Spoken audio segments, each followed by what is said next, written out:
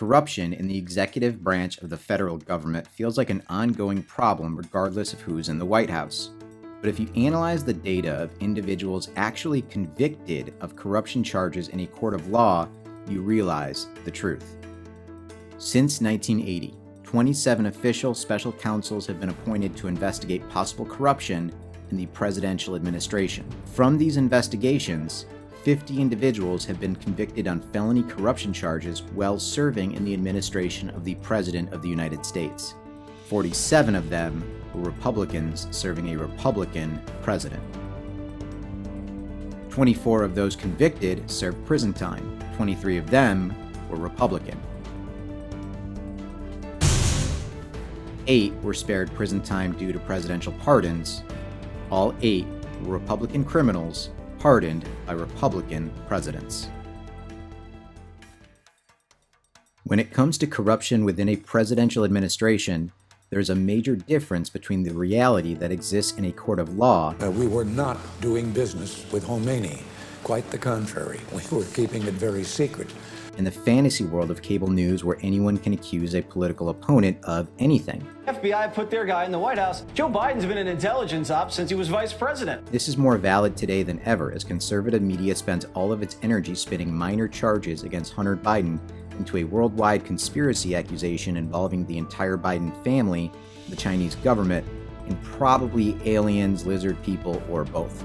In the real world of a court of law, the Hunter Biden scandal consists of 2 misdemeanor charges on failure to pay taxes and a felony gun charge where he purposely checked the wrong box in a form while purchasing a handgun. The other White House corruption scandal currently going on is just a little bit bigger, with more than 30 individuals connected to the president and Trump himself being indicted by several different grand juries for literally the most severe crimes ever brought against a presidential administration.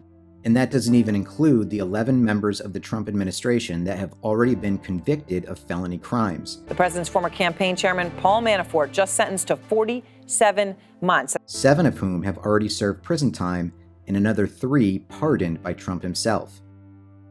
By this measure, the Trump administration is well on its way to being the most corrupt in recorded history, surpassing the Nixon administration. But that hasn't stopped the conservative media from focusing its coverage on wild conspiracy theories stemming from the minor charges against Hunter Biden. This is a strategy of the Republican Party called keep it in the news, and everyone has a role to play.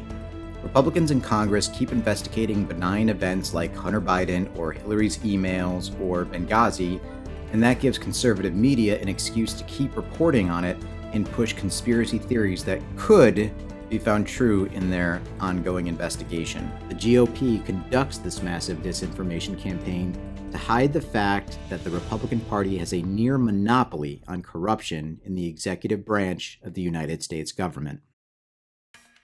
You see, after the Watergate investigation revealed a massively corrupt Republican administration convicted of everything from criminal conspiracy racketeering to electioneering to fixing national milk prices in exchange for campaign support, the voting public elected Democrat Jimmy Carter to clean up the White House, and that he did. But then, Ronald Reagan became president and appointed an executive branch full of corrupt future criminals set on misusing their power for their own personal and political gain.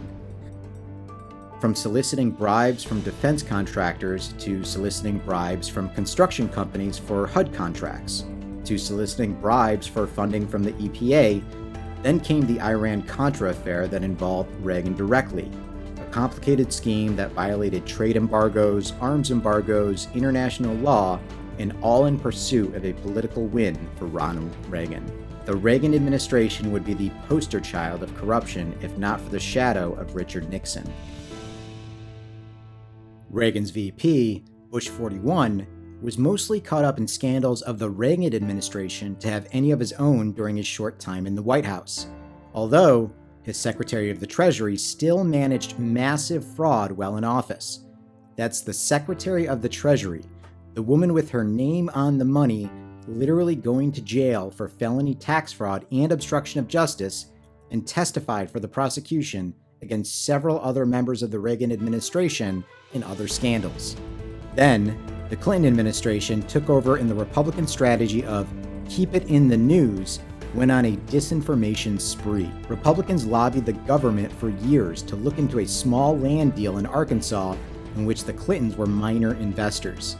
From this whitewater investigation, Republicans were able to spread rumors of fraud, bribery, murder, and everything else that sold Rupert Murdoch media. They gave it clever names like Travelgate and Troopergate and Wampumgate to create the aura of a litany of crimes committed. The reality was that the Clinton administration was actually a return to decency when compared to the previous Republican administrations. But reality wasn't part of the plan for the vast right-wing disinformation apparatus.